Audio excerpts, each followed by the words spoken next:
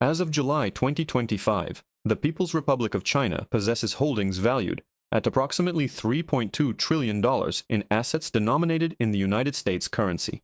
This extensive portfolio includes American Treasury securities, corporate debt instruments, foreign exchange reserves, and mortgage-backed securities. This level of exposure to the US dollar surpasses that of any other country globally, exceeding that of Japan, the United Kingdom, and the entirety of Europe combined. For a considerable duration, economic analysts, political figures, and financial news outlets have persistently voiced concerns regarding a singular potential threat. What if China were to liquidate all these dollar-denominated assets? Imagine if they decided to leverage their substantial holdings of US Treasury bonds as a strategic maneuver, flooding the market with sell orders.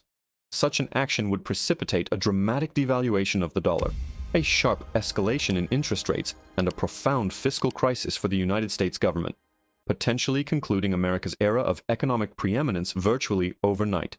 This theoretical scenario has been frequently described as the nuclear option, a financial instrument of mass destruction, or the trump card China holds that keeps American policymakers in a state of constant vigilance. However, a critical reality, often overlooked, is that China is fundamentally incapable of executing such a strategy. It is not a matter of choice but of inherent constraint. The instant they were to initiate such a move, they would invariably dismantle their own economy, not merely inflict damage, but utterly annihilate it. The $3.2 trillion in assets do not represent a weapon. Rather, they constitute a sophisticated financial trap. Both the United States and China find themselves ensnared within this intricate system, with no readily apparent means of escape. This situation can be characterized as the most complex financial hostage scenario in recorded history, with two global superpowers each holding a weapon pointed at the other's head, fully aware that discharging it would result in mutual annihilation. What amplifies the gravity of this situation is not merely the hypothetical threat of what might transpire, but the ongoing, slow-motion unraveling that is already in progress. China understands its predicament and has been discreetly attempting to extricate itself for the past 15 years. This has involved strategic acquisitions of gold, the development of alternative international payment mechanisms, and a concerted effort to reorient its economy away from its dependence on the US dollar. Nevertheless, the depth of this entanglement and the sheer magnitude of its dollar exposure mean that any escape will necessarily span decades. The crucial question, therefore, is not if China will succeed in breaking free, but whether this complex financial trap will collapse before they can achieve liberation. Allow me to elucidate precisely how this trap operates, the reasons for its inescapable nature, and the unfolding dynamics as both nations navigate their paths toward resolution without triggering a catastrophic mutual collapse. Let us commence with an examination of the so-called weapon itself, China's holdings of dollar-denominated assets. As of July 2025, China's inventory of U.S. Treasury securities amounts to approximately $731 billion. This figure, officially reported by the U.S. Treasury Department, is significant. It represents the lowest level observed since January 2009, a span of 16 years. For an extended period, China has been methodically and consistently reducing its holdings of U.S. Treasuries. In July 2025 alone, the reduction amounted to $25.7 billion. This was not a marginal adjustment, but rather the most precipitous single-month divestment in nearly 2 years. This significant reduction consequently relegated China from the second to the third position among foreign holders of U.S. Treasury securities.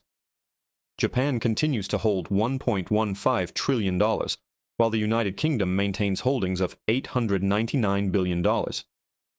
China's descent to third place, however, does not present the complete picture. In fact, it barely scratches the surface. China also maintains substantial investments in U.S. corporate bonds, encompassing debt issued by technology firms, financial institutions, and industrial corporations. Estimates for these holdings range between $300 billion and $500 billion.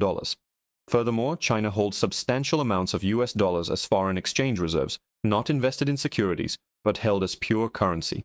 These reserves are estimated to fall between $500 billion and $700 billion. In addition, China possesses significant stakes in U.S. mortgage-backed securities, including those issued by entities like Fannie Mae and Freddie Mac, the very instruments that nearly precipitated the global economic meltdown in 2008. China strategically acquired hundreds of billions of these securities in the aftermath of the crisis when they were undervalued. Current holdings are estimated at around $200 billion. Beyond fixed income, China also holds equity positions in American companies through its sovereign wealth funds and state-owned enterprises. BlackRock estimates that Chinese state-affiliated entities collectively possess between $1 trillion and $1.5 trillion in total U.S. equity exposure. When all these asset classes are aggregated, treasuries, corporate bonds, currency reserves, mortgage securities, and equities, China's total exposure to the U.S. dollar falls within the range of $2.8 trillion to $3.5 trillion. The commonly cited figure of $3.2 trillion is not an exact measurement, but rather a midpoint estimate that most analysts concur accurately reflects China's overall entanglement with dollar-denominated assets. Now, the profound significance of this aggregate figure lies not merely in its magnitude, but in its structural integration. This is not capital that China can readily liquidate or reallocate. It is deeply embedded within the fabric of its entire economic architecture. China amassed these vast dollar reserves over a 40-year period through a singular economic mechanism: persistent trade surpluses. From the 1980s through the 2010s, China sustained the largest continuous trade surplus in modern history. It exported manufactured goods ranging from electronics, textiles, and machinery to toys and furniture to the global market. These exports were predominantly paid for in US dollars. Chinese exporters would receive these dollars, exchange them for renminbi at Chinese banks, which in turn would transmit the dollars to the People's Bank of China. The central bank then faced the imperative of managing trillions of dollars flowing in annually. Simply holding this cash was untenable. It generated no return and rapidly depreciated in value due to inflation. Consequently, these dollars were strategically invested. U.S. Treasury bonds emerged as the most logical and secure investment vehicle. They are regarded as the safest asset class globally, supported by the unparalleled liquidity of the U.S. bond market and the formidable taxing power of the U.S. government. Crucially, the acquisition of U.S. Treasuries served an additional, vital purpose. It helped maintain the undervaluation of the Chinese renminbi. With each Treasury purchase, China effectively sold renminbi and bought dollars, thereby suppressing the renminbi's exchange rate against the dollar. An artificially weakened renminbi rendered Chinese exports more affordable for American consumers, stimulating higher sales volumes. Increased sales translated into greater dollar inflows into China, which then fueled further treasury purchases. This established a self-perpetuating economic cycle. China's export-driven economic model was intrinsically predicated on this very mechanism. The $3.2 trillion in dollar holdings is not an isolated financial element. It is the very embodiment of China's economic strategy, representing the accumulated wealth of an entire nation over 4 decades of export-led growth. This constitutes the initial stratum of the financial trap. Now, let us address the hypothetical scenario that so frequently captures the fears of policymakers and analysts: the notion of China liquidating its entire $3.2 trillion holdings. Theoretically, this is how such an event would unfold. China would issue directives to its bond traders to execute a comprehensive sell-off. All $731 billion in Treasury securities would be simultaneously injected into the market. The Treasury market, typically characterized by its exceptional liquidity, would likely become gridlocked. Absorbing such a colossal volume of sell orders without a profound impact on pricing is an impossibility. Bond prices would plummet. As bond prices fall, their yields rise. The yield on the benchmark 10-year Treasury note, currently hovering around 4.5%, could surge to 8%, 10%, or even higher, depending on the prevailing level of market panic. This would be the immediate consequence. However, the subsequent economic cascade would extend far beyond this initial shockwave. U.S. mortgage rates are directly correlated with the 10-year Treasury yield. If the 10-year yield were to reach 10%, mortgage rates would likely climb to 13 to 14%. This would effectively freeze the housing market, rendering mortgages prohibitively expensive for most consumers. The value of homes would consequently decline sharply. Consumer spending, which constitutes 70% of the U.S. economy, would experience a precipitous drop, as home equity represents the primary source of wealth for American households. Corporate borrowing would become exceedingly difficult. Businesses seeking to refinance existing debt would face interest rates in the range of 12 to 15%, a level unsustainable for many. This would trigger a surge in corporate defaults, leading to a widespread seizing up of credit markets. Financial institutions holding treasury bonds as assets would witness a dramatic erosion in the value of these holdings, leading to a collapse of their balance sheets and potentially a systemic banking crisis. The Federal Reserve would be compelled to intervene, undertaking massive bond purchases to stabilize the market. However, acquiring $731 billion in treasuries would necessitate the creation of an equivalent amount of new money, representing a scale of monetary expansion unprecedented outside of wartime. Inflation, which the Federal Reserve has spent years attempting to curb, would reignite with ferocity. The value of the US dollar would evaporate in foreign exchange markets. As the dollar depreciates, the cost of imports would skyrocket. All goods and services procured from abroad, electronics, automobiles, apparel, food, would effectively double in price. Inflation could reach 20% or even 30% annually, pushing the economy into a state of stagflation, characterized by high inflation, soaring unemployment, and contracting economic growth. Perhaps most critically, the cost of government borrowing would explode. The US government currently expends approximately $1 trillion annually in interest payments on its national debt. If interest rates were to double, these interest costs would surge to $2 trillion, exceeding the combined budgets for defense, Medicare, and a substantial portion of Social Security. The government would confront an untenable funding crisis, forcing drastic spending cuts or the printing of more money to cover the deficit. Either of these measures would exacerbate the existing crisis. This represents the ultimate nightmare scenario, the financial weapon of mass destruction, wherein China initiates a cataclysmic event that devastates the US economy. However, the stark reality is that the very instant China were to divest its treasury holdings, it would precipitate its own demise at an even more accelerated pace than the damage inflicted upon the United States. Allow me to precisely delineate the reasons for this outcome. Consider the most immediate repercussion, the collapse of the US dollar. When China floods the market with $731 billion worth of treasuries and simultaneously begins liquidating its dollar reserves, the dollar's exchange rate in global markets would plummet. Let us postulate a scenario where the dollar loses 30% of its value against other major currencies within a matter of weeks. While this would undoubtedly be catastrophic for the United States, it would be even more devastating for China. This is because China still retains approximately $2.5 trillion in other dollar-denominated assets, including corporate bonds, mortgage securities, currency reserves, and equity investments.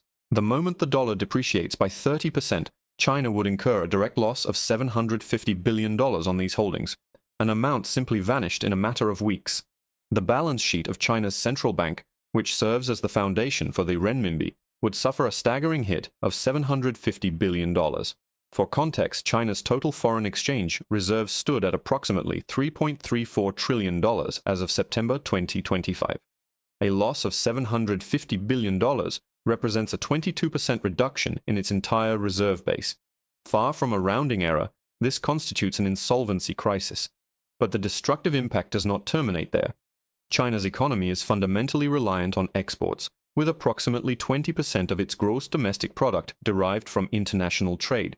The United States represents the principal destination for these exports, importing goods valued at approximately $500 billion annually. As the dollar collapses and the U.S. economy plunges into crisis, American consumers would drastically curtail their purchases of Chinese goods, leading to an evaporation of demand. Chinese factories heavily dependent on orders from the United States would be forced to cease operations, resulting in a sharp increase in unemployment within China's export-oriented sectors. However, the most severe consequence emerges when considering affordability. Even if Americans wish to continue purchasing Chinese products, they would be financially unable to do so. The precipitous decline in the dollar's value would trigger a concurrent surge in the renminbi. If the dollar depreciates by 30%, the renminbi would appreciate by approximately 43% relative to the dollar. Consequently, Chinese goods would instantaneously become 43% more expensive for American buyers. Yet, the truly crippling blow would be inflicted upon China's domestic economy. The Chinese financial system is deeply intertwined with dollar liquidity. Chinese banks routinely secure international dollar financing to support their domestic lending operations. Chinese corporations frequently issue dollar-denominated bonds, as dollar interest rates have historically been lower than those available in the renminbi. When the dollar collapses and U.S. interest rates skyrocket to 10%, every Chinese company and bank that has borrowed in dollars would confront an immediate refinancing crisis. They owe dollars, but their revenue streams are denominated in renminbi. With the renminbi appreciating by 43%, the real cost of servicing their dollar debt would escalate by the same proportion. China's corporate debt stands at approximately $28 trillion, with roughly $3 trillion of this amount denominated in US dollars. A 43% currency fluctuation would translate into an additional $1.3 trillion in real debt obligations for Chinese corporations. The vast majority would be incapable of meeting these obligations, triggering a cascade of defaults. Chinese banks that have extended credit to these corporations or hold their bonds would face monumental losses, precipitating a banking crisis within China. The Chinese government would be compelled to provide substantial bailouts to its financial institutions. However, having already incurred a $750 billion deficit on its dollar reserves, the government would lack the necessary resources. This would necessitate the printing of more renminbi to cover these losses, inevitably fueling rampant inflation. Inflation in China, which the government has diligently managed through stringent policies, would explode. Chinese citizens who predominantly hold their wealth in real estate and renminbi-denominated savings would witness a drastic erosion of their purchasing power, potentially leading to widespread social unrest. And as a final devastating blow, China is heavily reliant on imports for its energy needs, including oil, natural gas, and coal. These commodities are globally priced in US dollars. When the dollar collapses, but oil prices remain pegged to dollars, China would be compelled to pay a significantly higher renminbi equivalent for the same quantity of energy, effectively doubling its energy costs. This would further exacerbate inflation. Chinese manufacturing, which depends on affordable energy, would become prohibitively expensive and uncompetitive. The entire Chinese economy would grind to a halt. Therefore, to summarize the ramifications, China liquidates $3.2 trillion in dollar assets. In doing so, it suffers a $750 billion loss on its remaining holdings. Its export economy collapses due to the disappearance of American demand and the uncompetitiveness induced by the renminbi's surge. Its corporate sector faces a crippling debt crisis stemming from currency mismatches, leading to widespread bankruptcies. Its banking sector implodes, and its government is forced to resort to massive monetary expansion. Inflation accelerates, energy costs double, and social unrest erupts. Crucially, all of this transpires at a faster pace than the damage inflicted upon the United States. This is because China's economy is inherently more fragile. The US possesses the world's deepest capital markets, the most diversified economy, and a Federal Reserve capable of printing dollars to stabilize its financial system. China lacks these inherent advantages. The renminbi is not a global reserve currency, and during a crisis, global demand for it would diminish significantly. China's capital markets are comparatively smaller and subject to state control. Its economy is deeply dependent on exports and the import of energy. When the dollar trap springs shut, China would be destroyed more rapidly than the United States.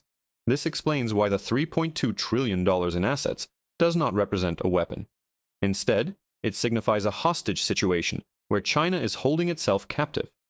The so-called nuclear option is, in essence, a firearm pointed directly at its own head. Both parties are acutely aware of this fundamental truth. If China cannot unilaterally divest its dollar holdings, what is it actively doing? It is attempting to extricate itself from the trap gradually, a process spanning many years. This strategy comprises three fundamental pillars. Firstly, the accumulation of gold. Secondly, the development of alternative international payment systems. China has been assiduously building the necessary infrastructure to conduct international trade without recourse to the US dollar. The cross-border interbank payment system, known as CIPS, was launched in 2015. It functions as China's direct alternative to SWIFT, the dollar-centric network that processes the majority of global financial transactions. CIPS enables Chinese banks and their foreign counterparts to settle transactions in renminbi, bypassing the dollar system entirely. As of 2025, CIPS processes approximately $14 trillion in transactions annually. While this figure remains modest compared to SWIFT's $150 trillion, CIPS has demonstrated a remarkable annual growth rate of 30%. Furthermore, China has been actively forging bilateral currency swap agreements with a multitude of nations. These agreements facilitate the direct exchange of renminbi for local currencies, obviating the need for conversion through the US dollar.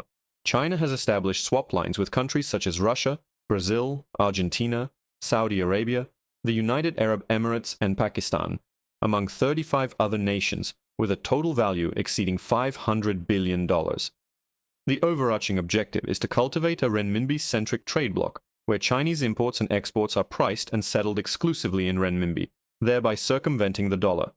For instance, if China were to procure oil from Saudi Arabia using renminbi, and Saudi Arabia subsequently utilized those renminbi to acquire Chinese manufactured goods, the entire transaction would bypass the US dollar.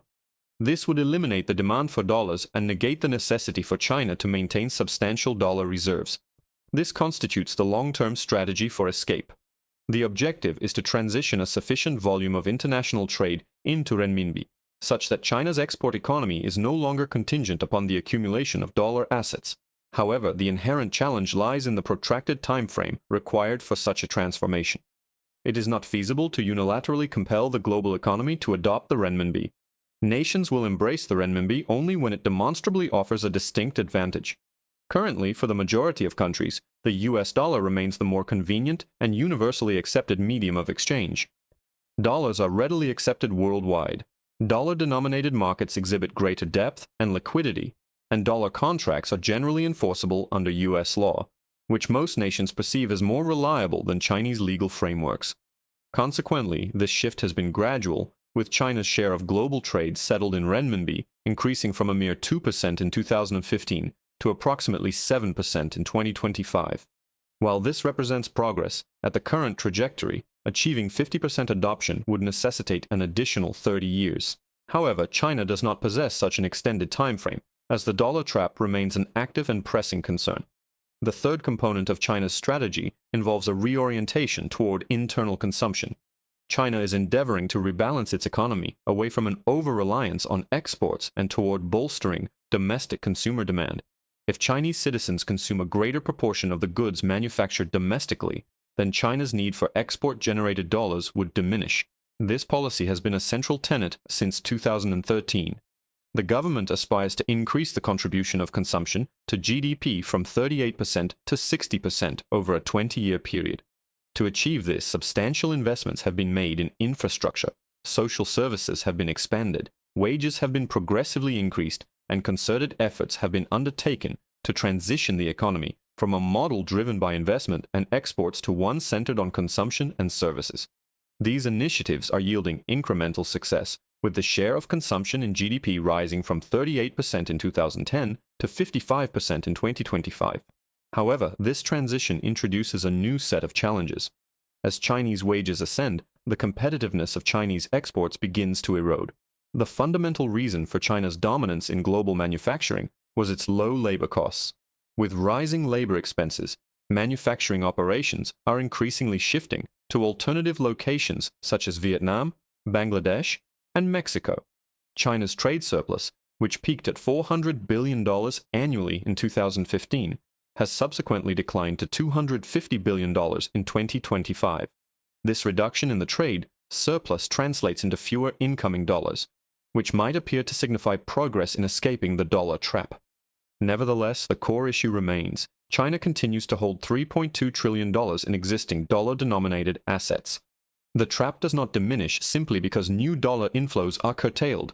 China must actively reduce its existing $3.2 trillion holdings, but it is prevented from doing so through large-scale sales without triggering a catastrophic collapse of the dollar.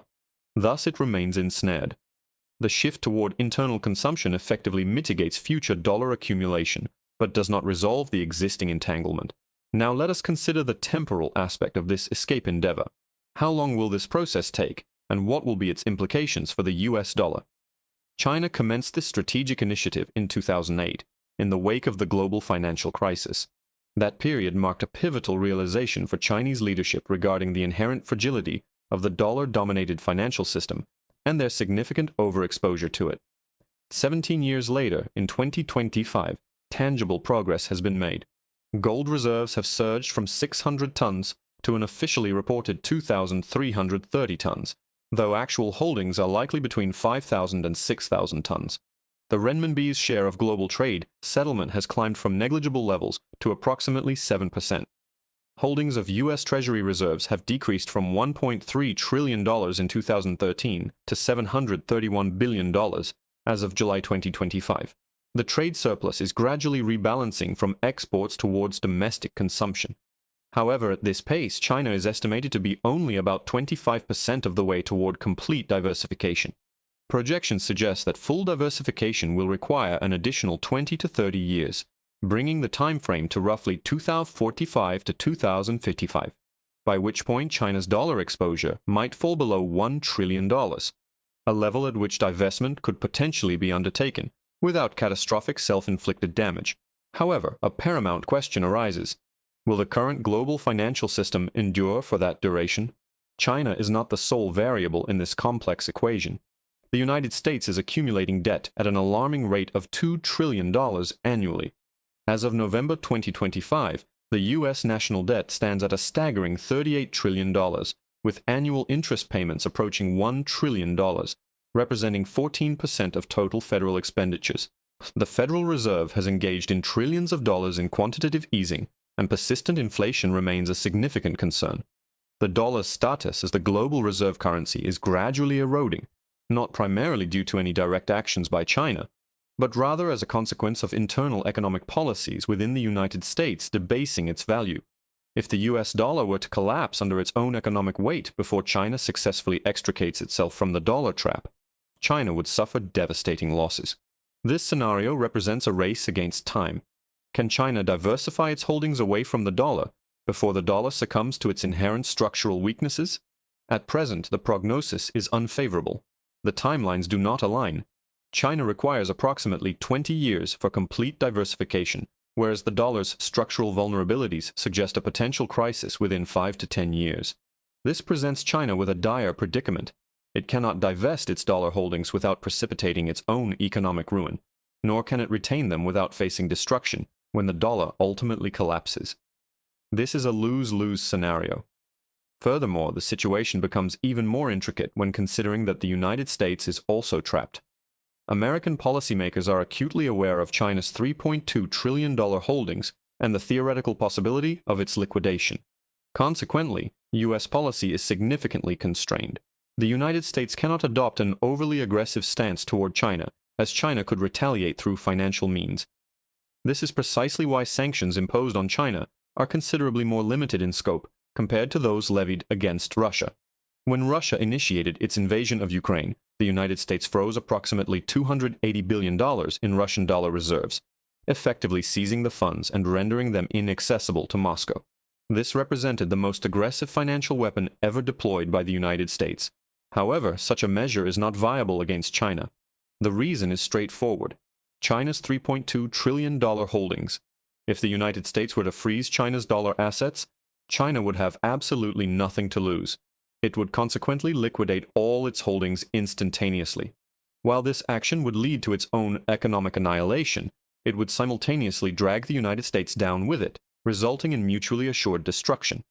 Therefore, the United States must exercise extreme caution. It cannot push China too aggressively, cannot freeze its assets, cannot disconnect China from the SWIFT system, and cannot deploy the full spectrum of available financial weaponry.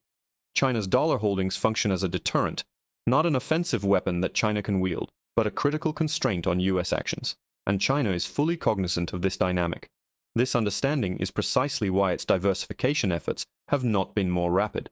If China were to divest $500 billion in Treasury securities over the course of a single year, it would undoubtedly trigger widespread market panic. The United States would likely interpret such a move as a direct act of aggression, leading to a complete breakdown in relations and the imposition of severe sanctions.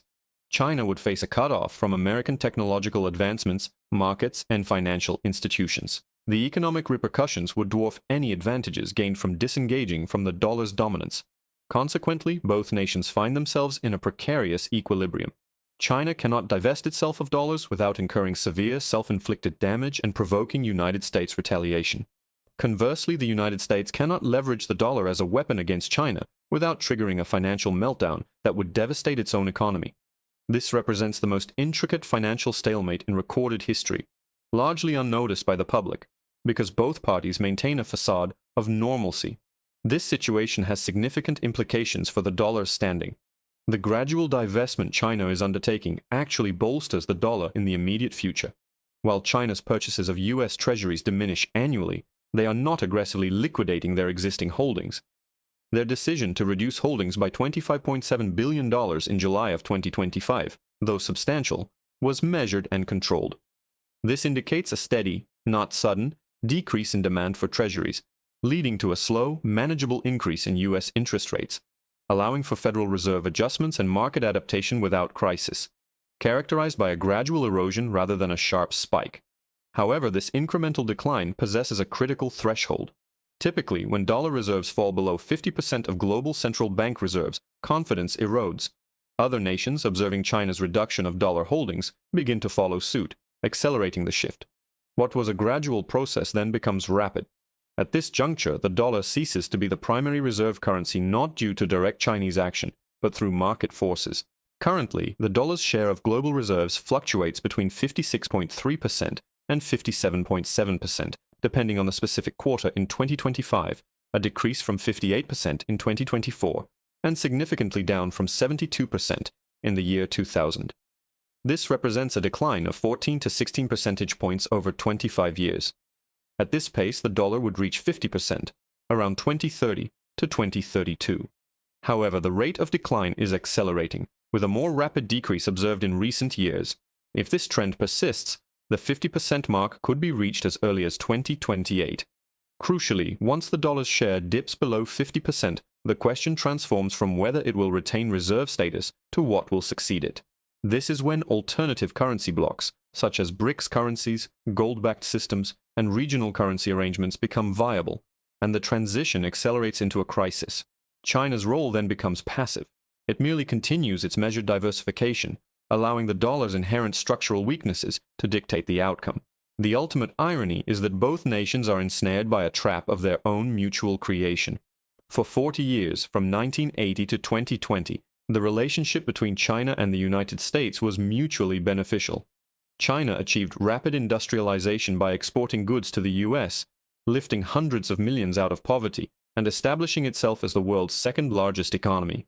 The U.S. benefited from access to affordable manufactured goods, with store shelves stocked with inexpensive items, thus increasing consumer purchasing power, even amidst stagnant wages. American corporations reaped significant profits through offshore manufacturing in China, benefiting giants like Apple, Nike, and General Motors, and fueling stock market growth. The U.S. government also secured inexpensive financing as China reinvested its trade surpluses into U.S. treasuries, suppressing interest rates. This enabled the U.S. to sustain substantial deficits without immediate repercussions. Both parties derived immense advantages, yet the very mechanism that fostered these benefits also forged the trap.